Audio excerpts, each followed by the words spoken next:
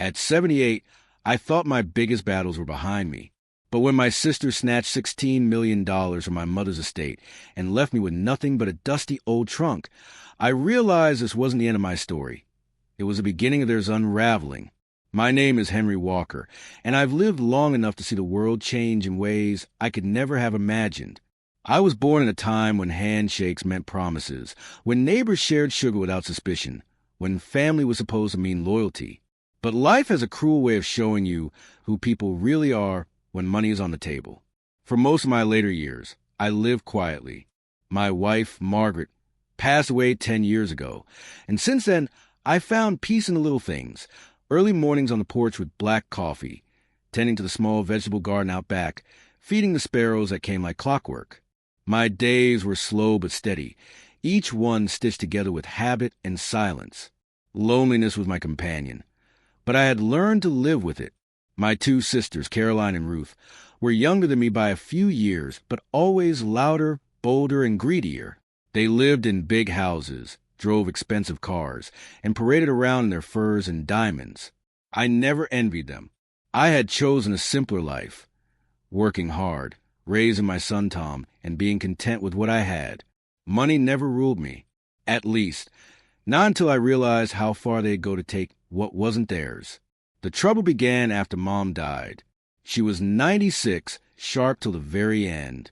I'll never forget her wrinkled hand clutching mine a few days before she passed, her voice whispering, "Henry, you'll find what's yours when the time comes." At the time, I thought it was just a mother's comfort, words to ease my grief. I didn't realize it was a warning. The will was read a week later in the office of Mom's longtime lawyer, Mr. Daniels. The air smelled of old paper and polish, the kind of place where secrets had been kept safe for decades. Caroline and Ruth sat across from me, dressed in black, but with eyes that glittered like hawks waiting for prey. Mr. Daniels cleared his throat and began reading. $16 million, Mom's fortune from land she had invested in decades ago, was to be split, but not equally. To my shock, Caroline and Ruth were granted nearly all of it, and me? I was left with the trunk. An old locked trunk, Henry, Mr. Daniels explained, sliding a brass key across the table. Your mother insisted this was yours alone. The room went silent, except for the faint hum of the ceiling fan. Caroline smirked. Ruth chuckled under her breath. That's it? A trunk. Ruth sneered, her voice sharp as a knife. 16 million, and you get a box of mothballs? Caroline leaned closer, her perfume stinging my nose. Looks like Mom finally realized who the real successes were in this family. I said nothing, just pocketed the key. My heart pounded, but I refused to let them see me break. On the outside, I stayed calm. On the inside, something cracked. When I brought the trunk home, I set it in the corner of my bedroom. It was heavy, ochre with iron latches, scarred from age. I stared at it for hours that night, running my fingers across the grain, wondering why Mom would leave me this and nothing else. Was it pity, a joke, or something more? As I drifted into uneasy sleep, I heard her voice in my head again. You'll find what's yours when the time comes. I didn't know it yet, but that trunk would become the key to everything, the weapon I never knew I had. And my sisters? They were about to regret every smirk, every cruel laugh, every stolen dollar. When the trunk creaked open that night, I half expected to see old clothes, brittle photographs, or maybe some childhood keepsakes my mother couldn't bear to throw away. Instead, I found layers of neatly folded papers, bound envelopes, and a leather-bound journal resting on top. The scent of old ink and cedar filled the air. My hands shook as I picked up the journal. The first page carried my mother's handwriting. For Henry, what you see in this trunk belongs to you. Guard it. Use it. Trust no one. I didn't sleep that night. I sat at my desk, flipping through the journal, reading her notes about land purchases, stocks, and business dealings. My mother had been far shrewder than any of us realized. Hidden accounts, quiet investments, and property deeds, all documented in her careful script. This wasn't just a trunk of memories. It was a map to power my sisters thought they had stolen. The next morning, Caroline and Ruth arrived at my house unannounced. their heels clicking across my hardwood floors like they already owned the place. Caroline carried a shopping bag, and Ruth had her sunglasses perched arrogantly on her head. "Well, Henry," Caroline began, her tone sugary but sharp, "we thought we'd help you tidy up. An old man rattling around in this big house must be overwhelming." Before I could protest, they started moving through my living room, shifting furniture, stacking magazines, even pulling family photographs off the walls. "Too cluttered," Ruth muttered, tossing a picture of me and Margaret into the bag. "You don't need these old things anymore." I felt my chest tighten. Those photos weren't just decorations. They were fragments of my life, my memories. Yet here were my sisters, treating them like junk. "Stop that," I said firmly. Caroline waved her hand dismissively. "Henry, we're just trying to help. You can't possibly keep up with all this. We've been thinking maybe you should downsize. A smaller place. Something easier." Her words hit like a hammer. Downsizing. I knew exactly what that meant. They wanted this house. I tried to keep calm, but my jaw clenched. This is my home. I'm not going anywhere. They exchanged a glance, smug and knowing. Caroline smiled faintly, like she had already won. Later that week, Tom, my son, stopped by with his wife, Lisa. I thought maybe they'd bring some comfort, but instead, they brought more unease. Lisa scanned the living room and frowned. "This house is outdated. Dad, honestly, it's worth more than you realize. You should consider selling while the market's good. Tom and I can help manage things for you." Tom stayed quiet, staring at his shoes, but I could see it in his eyes. He agreed with her. The room spun with their voices, their suggestions, their plans that had nothing to do with what I wanted. My house, my life, my memories. Suddenly I was a guest in it all. That night, sitting alone at the kitchen table, I pulled the trunk close. My sisters, my son, even Lisa, they were circling like vultures. And for the first time, I realized my mother hadn't just left me protection. She left me a choice. But first, I had to endure their games. The next day, Ruth arrived again with boxes. "Pack your things, Henry. Don't drag this out. It's better for everyone if you let go." Her voice dripped with false sympathy, but her eyes betrayed her hunger. I felt the fire rise in me. "You don't tell me what to do in my house." She scoffed. "Our house, Henry. You'll see. Sooner or later, you'll have no choice." I watched her leave, my hands clenched into fists. I was angry, yes, but beneath that anger, something else stirred, resolve. They thought I was weak, blind, and ready to surrender. They didn't know the trunk's secrets. They didn't know the strength I still carried. They would soon. For the next week, I lived in two worlds. By day, I endured the slow suffocation of my sisters and my daughter-in-law creeping into my life, taking liberties in my home as if I were already gone. They moved furniture, tossed away my belongings, and whispered in corners about what to do with Henry. By night, I opened the trunk, poring over my mother's journal and the papers inside, piecing together a truth that lit a fire deep in my bones. That trunk wasn't junk. It was everything. Property deeds, land surveys, stock certificates, even bank account statements with sums that dwarfed what Caroline and Ruth thought they had stolen. My mother, God bless her, had hidden wealth they never knew about.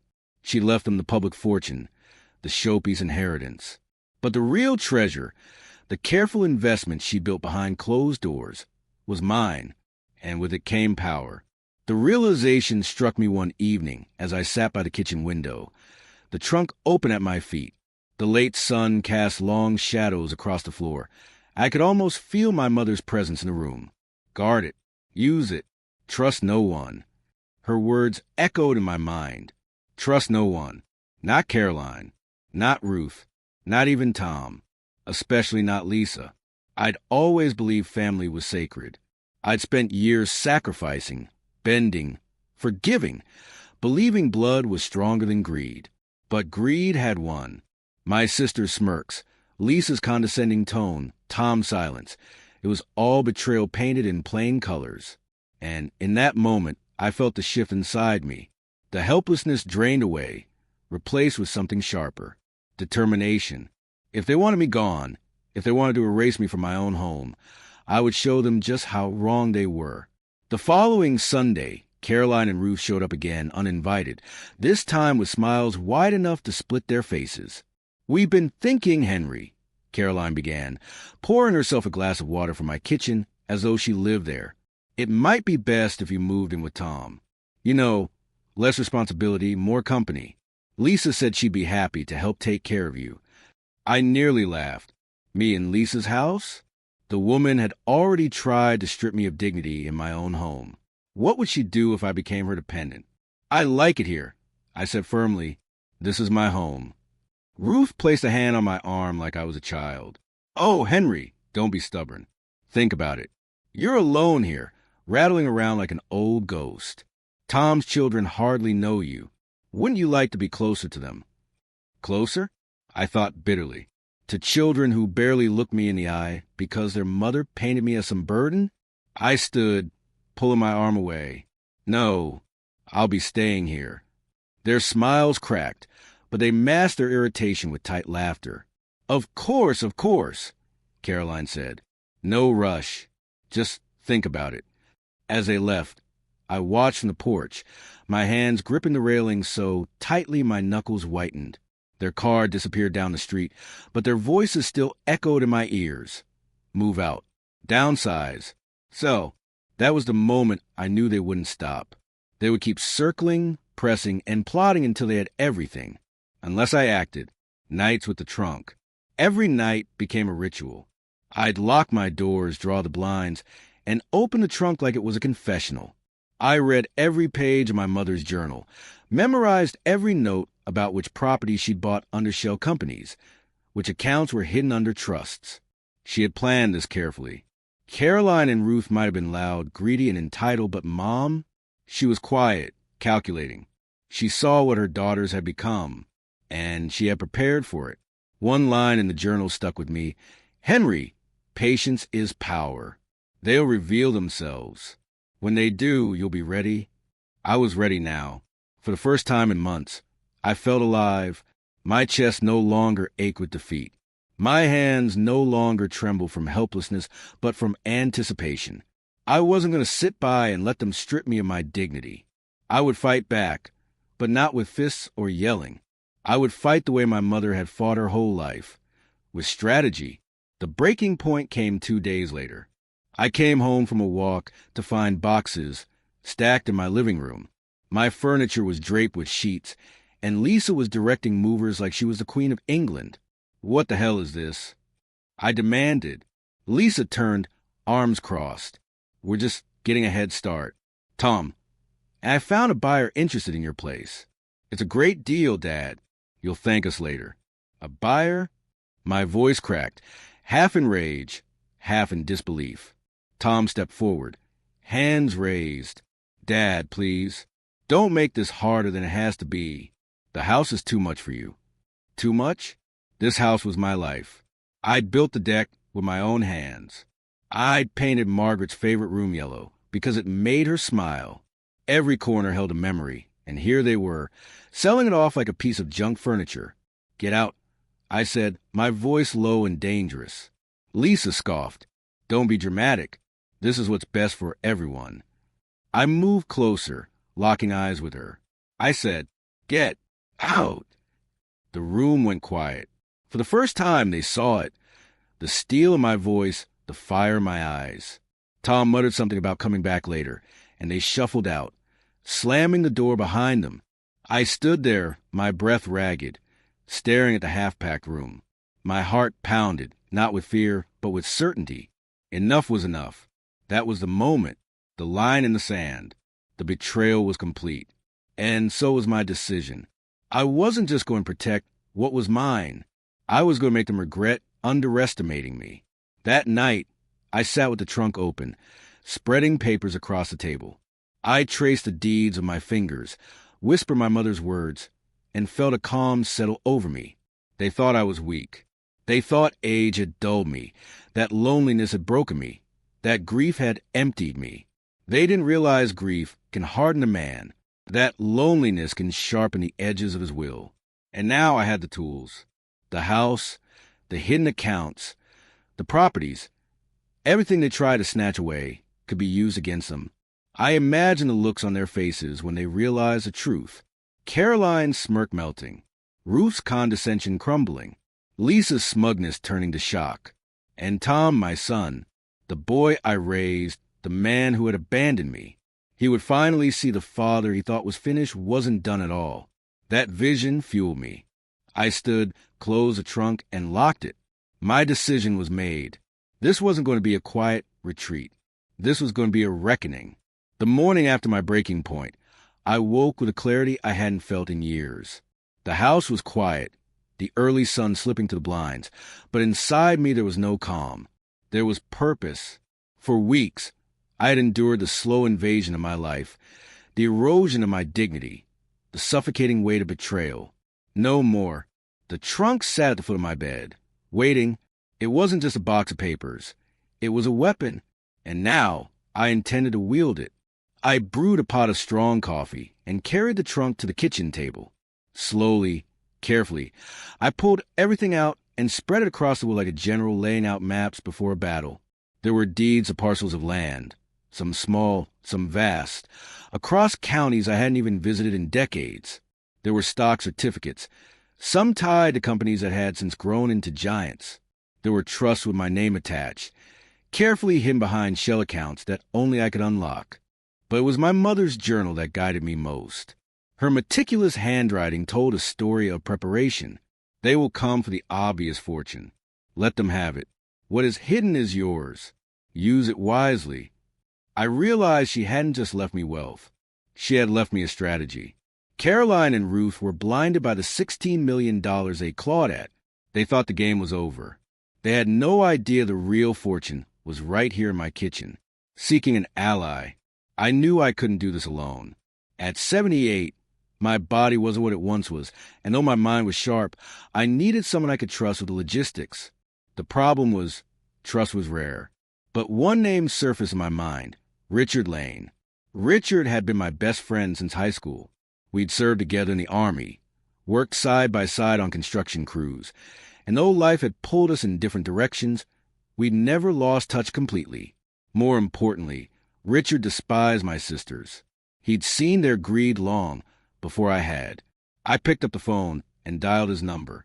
Henry. His voice cracked with age, but still carried that steady grit I remembered. Richard, I need your help, and I need you to keep your mouth shut about it. There was a pause and a low chuckle. Hell, you sound like we're planning a heist. In a way, we are, I replied. By that afternoon, Richard was sitting across from me at the table, his weathered hands resting on the spread of papers. He whistled low. Henry, this is no small thing. Your mama was a smart woman. She saw what they'd become. I said, she knew they'd strip me of everything if they could. This is her way of making sure I can fight back. Richard leaned back in his chair. So what's the plan? I stared at the deeds, the accounts, the journal. The plan was still forming. But one thing was certain. I had to secure what was mine before my family sniffed it out. Securing the hidden fortune. The first step was protection. These documents couldn't stay in my house where Lisa, Tom, or my sisters could stumble upon them. I packed the most critical papers, the deeds, the trust documents, the journal, into a locked briefcase Richard had brought me. We drove to a bank 2 towns over, far enough that no one in my family would ever think to look. I rented a safe deposit box under my name, paid a year up front, and slid the briefcase inside. As I closed the vault door, a strange calm washed over me. For the first time in weeks, I felt safe. The trunk back at my house could be empty for all anyone knew. The real heart of my mother's legacy was secure, hidden beyond their reach. Richard clapped me on the shoulder as we walked out. Step 1 complete. Now what? Now came the harder part, turning the hidden wealth into leverage. The quiet work. Over the next 2 weeks, I lived a double life. By day, I played the part of the weary old man, sighing as Caroline criticized my messy home or as Lisa nagged me about selling. I nodded, smiled faintly, and gave them nothing. The more they thought I was bending, the less they'd see the storm brewing. By night, I worked with Richard. We contacted lawyers, quietly, discreetly, under the guise of estate planning. I transferred certain properties into a private trust, one that bypassed Tom completely. We updated my will, removing my sisters as beneficiaries. Every move was precise. Every detail aligned with my mother's instructions. Richard even introduced me to an old acquaintance of his, a real estate agent named Marjorie. She helped me get updated valuations on the properties. Some were worth 10 times what my sister's inheritance had been. The hidden fortune wasn't just substantial, it was staggering. The thought of Caroline and Ruth strutting around with their millions, believing they'd won, while I sat on something far greater, it lit a fire in me every time, setting the trap. But revenge wasn't just about protecting my wealth. It was about making them see. Making them realize the man they dismissed as weak still held all the cards. The idea came to me late one night, as I flipped through the journal. On one page, my mother had written, "Humility is a mask. Let them underestimate you." That was it. I would let them believe they'd won. I'd let them tighten the noose around me until they thought I had no escape, and then I'd reveal the truth in one strike. Richard grinned when I told him. Classic rope-a-dope. Let him think you're beaten, then hit back twice as hard. Exactly. So I began planting seeds. When Lisa came over, I pretended to fumble with my bills, letting her think I was confused about finances. I even let her help me write a check once, her smug smile spreading as she signed her name on the envelope. When Caroline and Ruth visited, I sighed dramatically, let them rearrange furniture, and muttered about maybe looking at retirement communities. Their eyes lit up with greed, and I could practically see them counting my belongings in their heads. Every word, every gesture was part of the act. The weaker I looked, the more reckless they become. The tension builds. One evening, Tom sat at my table, shifting uncomfortably as Lisa spoke for him. "Dad, we found a beautiful assisted living facility just outside town. They have doctors on site, recreation, even a little garden. You'd love it." I stared at my son, waiting for him to meet my eyes. He didn't. He just filled with his coffee cup while his wife went on about safety and responsibility. Inside, my heart ached. Tom wasn't a bad man. Not really. He was weak. He let Lisa steer him, let greed and fear tie his tongue. And weakness in a man can be just as dangerous as malice. Finally, I nodded. "I'll think about it." Lisa beamed, already certain she'd won.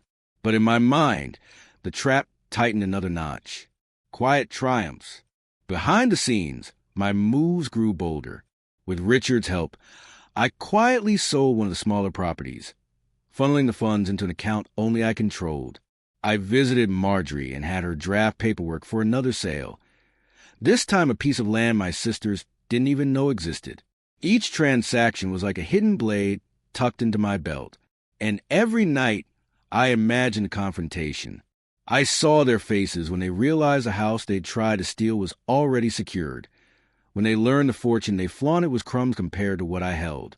The anticipation was almost sweet. The calm before the storm.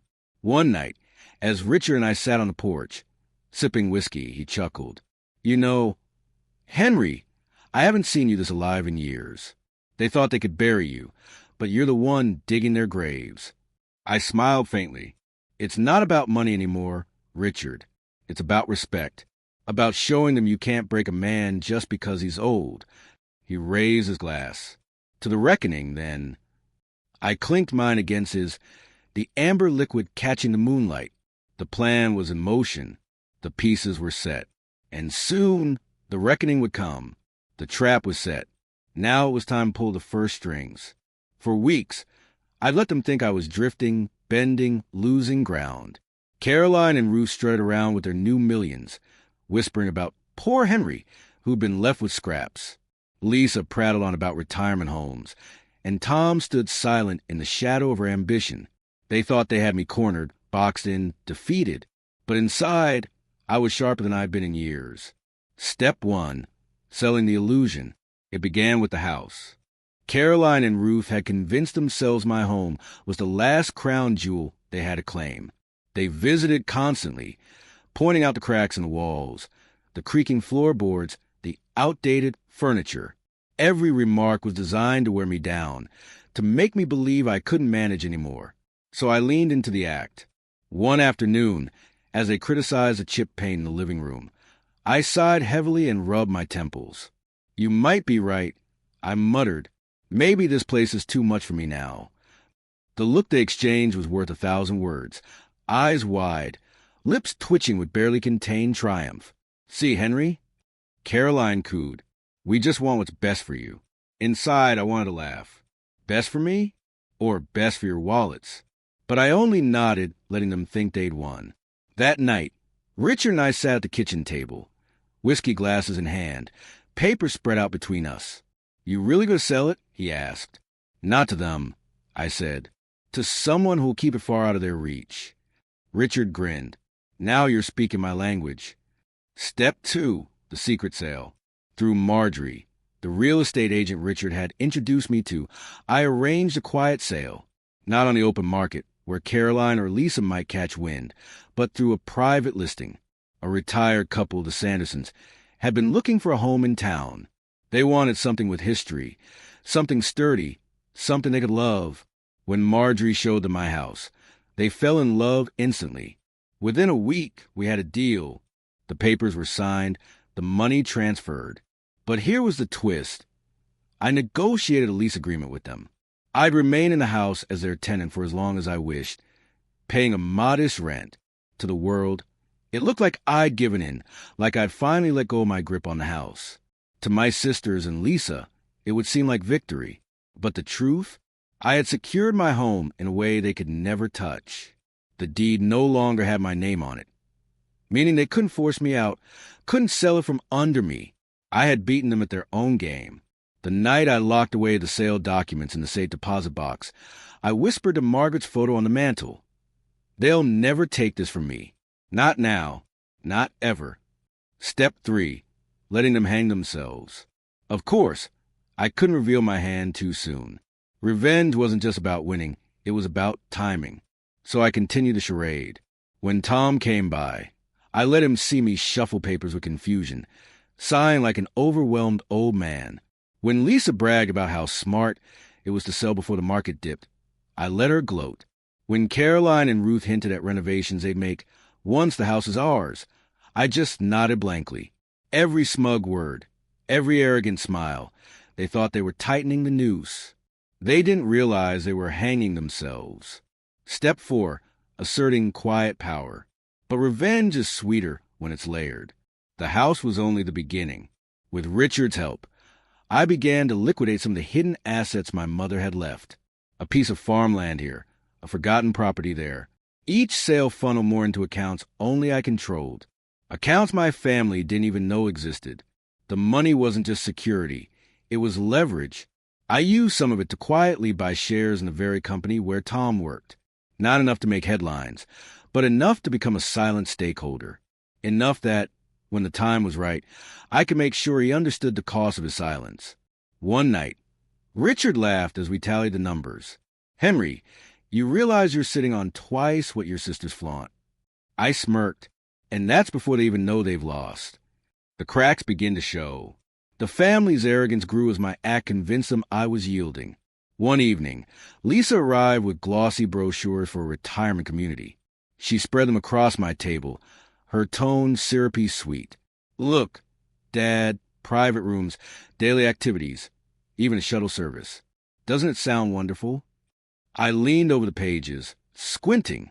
"Looks expensive," I said softly. She smiled. "Don't worry. We'll handle the details once the house sells. You'll be comfortable." I bit back a laugh. "The house already sold, darling. Just not to you." Across from me, Tom sat silently, his shoulders slumped. For a brief moment, I saw the boy he once was, the one who used to help me fix fences, who laughed with me over fishing trips. But that boy was long gone, buried under years of Lisa's control. And I decided then, when the truth came out, Tom would face the hardest of all. Step 5, building the moment. Every revenge needs a moment, a stage, a revelation, a point where the mask is ripped away. For me, that moment was coming. I decided it would happen at a family dinner. I invited Caroline, Ruth, Tom, and Lisa over under the pretense of discussing my future. I played up the frailty, the weariness, even stuttering when I spoke on the phone to Caroline. They came eagerly, thinking it was the night I'd finally surrender, the night they claimed victory. But for me, it would be the night I reclaimed everything. The dinner. That evening, I cooked Margaret's old recipes: roast chicken, mashed potatoes, apple pie. The smells filled the house with warmth, a sharp contrast to the cold intentions of the guests gathering around my table. Caroline and Ruth arrived first, draped in jewelry, their laughter echoing through the hall. Lisa followed, her heels sharp against the floor, Tom trailing behind her like a shadow. They sat, smiling, congratulating themselves before the meal had even begun. "So, Henry," Ruth said, swirling her wine, "have you finally made a decision about the house?" Caroline leaned forward. "And about moving to assisted living? We can help with the arrangements." Lisa chimed in, her voice dripping with false sympathy. "It's for your own good, Dad. You'll be safe, comfortable." I sat at the head of the table, hands folded, watching them like a judge over guilty defendants. My heart thudded with anticipation. "I have made a decision," I said quietly. They all leaned in, greedy anticipation painted across their faces. I smiled faintly. "But before I tell you, there's something you should know." I stood, walked to the mantel, and lifted the briefcase Richard had returned to me earlier that day. I set it on the table with a heavy thud, the lock clicking as I opened it. Their eyes widened as I spread out the deeds, the trust papers, the updated will. "This house," I said, tapping one document, "it's already sold. To people who will never hand it to you. And I'll be living here as long as I damn well please." Caroline's jaw dropped. Ruth sputtered. Lisa's face twisted with disbelief. "And this," I continued, sliding forward the trust documents. "Mother left me more than you'll ever know. Properties, accounts, investments. While you were busy grabbing at your millions, I secured something worth far more, and every bit of it is locked away from your hands." The room fell silent, their faces drained of triumph, replaced with shock, rage, and fear. Tom finally found his voice, trembling. "Dad, why didn't you tell me?" I stared at him, cold and steady. "Because you stood by and let them strip me of my dignity. You chose silence. And silence has a price." The aftermath of the dinner. They shouted, they cursed, they begged. Caroline accused me of trickery. Ruth wailed about family loyalty. Lisa threatened lawsuits. But none of it mattered. Every paper, every signature, every move was legal and airtight. By the end of the night, they stormed out, their empire of arrogance crumbling behind them. And I sat at the head of the table, sipping my coffee in the quiet, a faint smile tugging at my lips. The night after the dinner, the house was quiet again, but the silence felt different, heavier, charged. I knew it wouldn't last. Caroline and Ruth weren't the kind to accept defeat quietly, and Lisa, she was a storm wrapped in lipstick. I didn't have to wait long. The next afternoon, their car screeched into my driveway. The doors slammed, heels pounded across the porch, and a fist banged against my front door. "Henry, open up." Caroline's voice was sharp enough to slice through brick. I took my time walking to the door, letting them stew. When I opened it, Caroline, Ruth, and Lisa burst inside like a mob. Tom trailed behind, his face pale, his eyes downcast. Caroline spun on me first. "What the hell was that stunt last night?" Ruth jabbed her finger at the briefcase on my table. "You lied. You deceived us." Lisa's eyes blazed with fury. "You humiliated us, Dad. In your own house. You made fools of your family." I stood there, calm, steady, letting their words bounce off me. For the first time in months, I didn't feel like a cornered old man. I felt like the one in control. "Sit down," I said quietly. They blinked, caught off guard by the steel in my voice. Lisa scoffed, but when I didn't move, when I kept my eyes locked on hers, she sat. Caroline and Ruth followed reluctantly. Tom slid into a chair, silent as ever. I sat across from them, folded my hands, and let the silence stretch until the air grew thick. "You think I deceived you," I finally said, But the truth is you deceived me. You treated me like a burden. You tried to strip me of my home, my dignity. You wrote me off as weak, useless, finished. Caroline leaned forward, sneering. Oh, don't play the victim. Henry, you're the one hiding fortunes while we... Hiding? I cut her off. My voice was sharp enough to stop her cold. Mother hid those fortunes. She saw what you were. She left you what you deserved, money to burn. But she left me what mattered. She trusted me because she knew I wouldn't squander on furs and parties. Ruth's face flushed red. How dare you? How dare I? I leaned closer. How dare you come into my house, rearrange my life, toss away my memories like trash? How dare you speak of loyalty when all you've ever been loyal to is greed? The room went still. Ruth's mouth opened, but no sound came. Caroline looked away. Lisa crossed her arms, her smirk faltering. And then Tom finally spoke. Dad. His voice was low, trembling. Why didn't you tell me? Why didn't you trust me? I turned to him, my heart heavy. Because you stood by while they did this to me. You let Lisa speak for you. You let your aunts trample over me. You didn't raise your voice, not once. He swallowed hard, eyes shining. I didn't want to fight. I didn't want to cause trouble. I shook my head slowly. Son, silence is not peace. Silence is surrender. And you surrendered me. His shoulders slumped. He had no defense. Lisa strikes back. But Lisa wasn't finished. She leaned forward, her eyes cold and calculating. Fine, she snapped. You've got your little fortune, your properties, your secret accounts. But you're owed. Henry, how long do you think you can keep it? When you're gone, Tom inherits everything anyway. And I'll make sure it's put to good use. Her words were venom, but I only smiled. Not anymore, I said. Her smirk faltered. What do you mean? I opened the briefcase again, pulling out the updated will. I slid it across the table. Every asset I control is secured in a trust. When I die, none of it goes to you. Not a cent. Caroline gasped. Ruth shot to her feet. Lisa's face turned crimson. You can't do that, she shrieked. We're your family. Family? My voice thundered now, echoing through the room. Family protects. Family respects. Family doesn't sell your house from under you. You lost the right to call yourselves my family when you tried to strip me of my life. Lisa's hands trembled as she gripped the will. This won't stand. We'll fight it in court. We'll drag your name through the mud. I leaned back, calm again. Try. The papers are ironclad. And I have more than lawyers. I have evidence. Every word you spoke in this house, every box you packed, every cruel laugh recorded. Her face went white.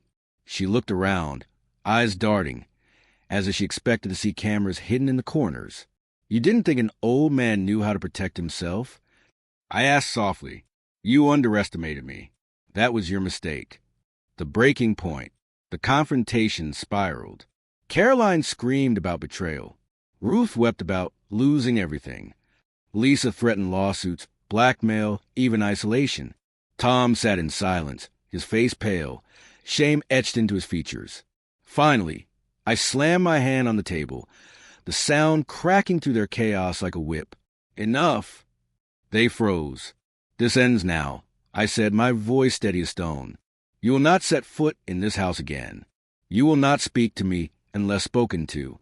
You will not touch a dime of what I've secured. And if you try, if you so much as whisper to a lawyer, I will bury you under the weight of the truth. Caroline's lips trembled. Ruth clutched her chest. Lisa opened her mouth to fire back. But when I met her eyes, she faltered. For the first time, she saw not a frail old man, but someone she couldn't control. And then I turned to Tom. You have a choice, I said quietly. You can keep following them, living in their shadow, watching them devour everything. Or you can stand as a man, my son, and reclaim the honor you've lost. But if you stay silent, you stay cut off. Forever. The weight of my words hung heavy in the air. Tom's lips trembled, but no words came. At last they left. The door slammed behind them, the sound echoing through the house like the closing of a chapter, the quiet after the storm, The silence that followed was deafening. I sank into my chair, my hand shaking, not from fear, but from release. For months, I had been suffocated, trampled, dismissed. Tonight, I stood tall again. Tonight, I reclaimed my name, my dignity, my life. Richard arrived later, knocking softly before stepping inside. He looked around at the scattered papers, the overturned chair. "So," he said with a grin, "the storm hit." I exhaled, a weary smile tugging at my lips, and it passed. He poured us both a drink. "Not pass, Henry. You just won the first real battle. Now you've got to live in the peace you carved out." I raised my glass. For the first time in years, I felt lighter. The house was quiet again, but this time the silence was mine. No footsteps echoing in the halls, no voices dripping with condescension, no greedy eyes scanning my furniture like scavengers. Just peace. For days after confrontation, I waited for the fallout. I expected Caroline and Ruth to call, to scream, to demand another meeting. I expected Lisa to arrive on my porch with threats and venom, but none of them came. Maybe they were too stunned by what I'd revealed. Maybe they were scrambling with lawyers, only to discover my paperwork was untouchable. Or maybe, just maybe, they finally realized the truth. I wasn't the weak, lonely old man they thought I was. A new beginning. The morning after, I walked through the house slowly, touching the walls, the photos, the furniture that was still mine. For the first time in months, I felt no fear of losing it. Margaret's picture sat on the mantel, her smile warm, her eyes knowing. "I did it, love." I whispered. I held the line. Outside, the sparrows still came to the garden. I sat on the porch with my coffee, the sun warming my face, and felt something I hadn't felt in years. Freedom. Not just freedom from their manipulation, but freedom from the weight of silence. I had spoken, I had fought, and I had won. Tom's visit. 3 days later, Tom came alone. No Lisa, no children, no rehearsed speeches. Just him. He stood on the porch, his hands shoved deep into his pockets, his eyes heavy with shame. "Dad," he said quietly, "can we talk?" We sat at the kitchen table, the same table where battles had been fought. He stared at the wood grain for a long time before speaking. "I'm sorry," he said finally. "I should have defended you. I should have stood up.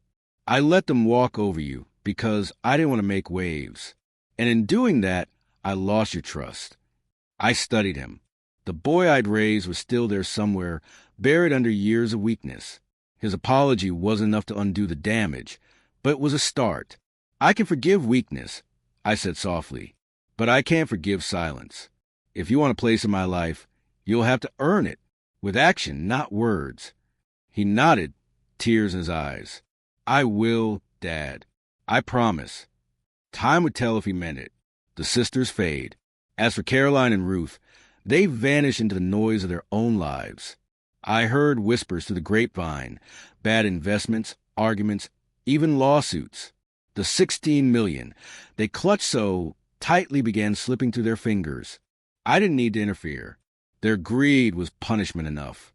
Every time I thought of their smirks at the will reading, I smiled to myself. They thought they had won. In reality, they'd been handed the rope to hang themselves. Peace at last. Life didn't suddenly become easy. I was still 78, still waking with stiff joints, still missing Margaret every night when the house grew too quiet. But I was no longer weighed down by fear of betrayal. I had faced it, fought it, and come out stronger. I kept my trunk, not as a secret weapon anymore, but as a reminder that dignity isn't given, it's defended. That age doesn't strip a man of his strength. It sharpens it if he chooses to fight. Sometimes, when I sit on the porch at dusk, I hear my mother's words in the wind. Guard it. Use it. Trust no one. I smile because I know I honored her trust. Weeks turned into months, and the storm that had nearly torn my life apart faded into distant thunder. The house, once a battlefield of whispers and manipulations, became my sanctuary again. Each creak of the floorboards, each picture on the wall, every corner of the garden. I reclaimed them not just as possessions, but as pieces of my soul. Caroline and Ruth rarely crossed my path again. From what little I heard through neighbors and old acquaintances, they squandered their millions as quickly as they flaunted them. Bad investments, failed ventures, endless parties. They lived fast, chasing the illusion of triumph, until the money began to crumble beneath them. I didn't need to lift a finger. Their greed punished them far more than I ever could. Lisa, however, wasn't so quick to retreat. For weeks, she sent me messages, pleading one day, threatening the next. "You'll regret this, Henry." One text read. Another. "Tom and the kids deserve more than scraps." But I ignored every word. I had drawn my line, and I would not cross it. Tom struggled. Tom, though, was different. My son began visiting quietly without Lisa. Sometimes he came empty-handed. Sometimes with groceries.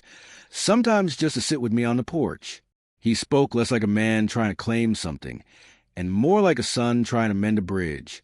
One evening, he admitted the truth. "Dad, Lisa's angry I come here. She says you poisoned me against her. But she doesn't understand. I lost you once by staying silent. I won't do it again." His words were shaky, but they carried something I hadn't heard in a long time. Sincerity. "Son," I said, staring out at the sparrows in the garden, "it's not about the money. It never was. It's about respect. You let them strip me of it once. Don't let anyone strip you of yours." He nodded, and I hoped he finally understood. A life reclaimed, with the fortune secured and my dignity restored. I found myself living with a new sense of freedom. I wasn't weighed down by fear of eviction, or the sting of humiliation. I still had aches in my bones, still missed Margaret every night, but I walked lighter. I started volunteering at the local library, sharing stories with children on Saturdays. They listened with wide eyes as I read tales of heroes, battles, and victories. Some of them reminded me of Tom as a boy, eager, innocent, before life complicated everything.